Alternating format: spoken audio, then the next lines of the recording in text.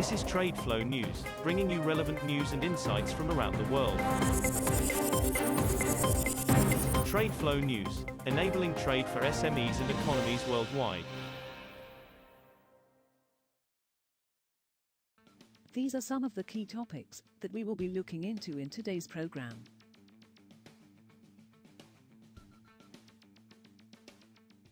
First, let's take a look at the overnight headlines which are impacting the commodity markets.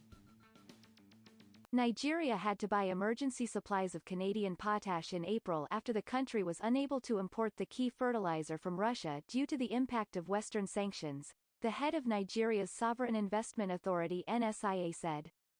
Uche Orji, the head of NSIA, declined to comment on prices. However, spot prices today are up more than 250% for deliveries to West Africa compared to last year, according to commodities pricing agency Argus Media, dealing a further blow to the country's finances. The move shows one of many unintended negative consequences of sanctions to punish Russia for its invasion of Ukraine, which it calls a special military operation. India's wheat output looks likely to fall in 2022 after 5 consecutive years of record harvests, as a sharp, sudden rise in temperatures in mid-March cut crop yields in the world's second biggest producer of the grain.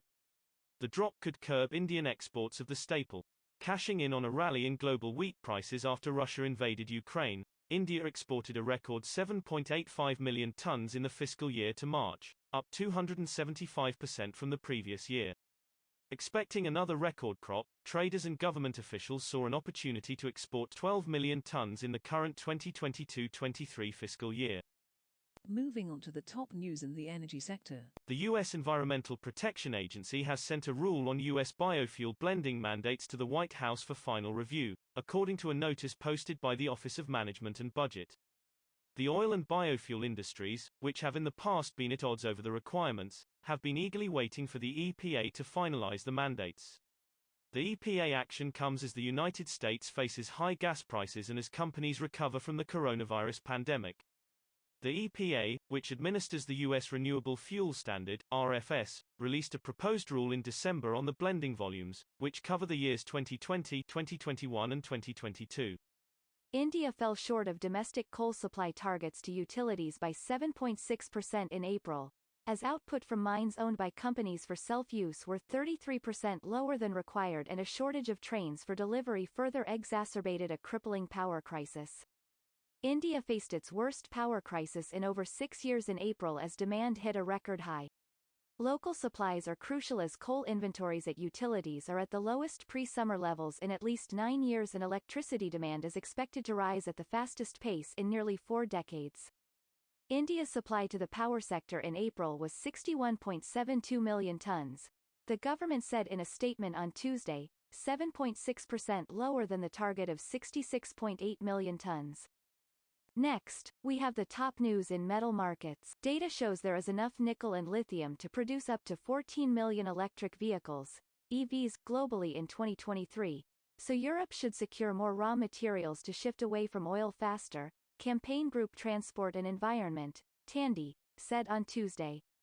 In a study based on Bloomberg NEF data on global maximum volumes of EV battery-grade nickel and lithium, Tandy said that in 2025 there would be enough to make 21 million EVs globally. Excluding Russian nickel, Tandy said there should be sufficient raw materials for 19 million EVs in 2025. Global EV sales more than doubled to 4.2 million vehicles in 2021 from just over 2 million in 2020. Automotive consultancy LMC has forecast global EV sales will hit 9 million in 2023 and 14.2 million in 2025. London copper and aluminium prices fell to 3-month lows on Tuesday, as COVID-19 restrictions in top consumer China and the prospect of aggressive US rate hikes fueled worries about weaker global growth hitting metals demand. Benchmark 3-month copper on the London Metal Exchange (LME) was down 1.7% at $9,608.50 a ton, as of 0737 GMT, after touching its lowest since January 31 earlier in the session. LME aluminium fell 0.9% to $3,024.50 a ton, after hitting its lowest since February 3.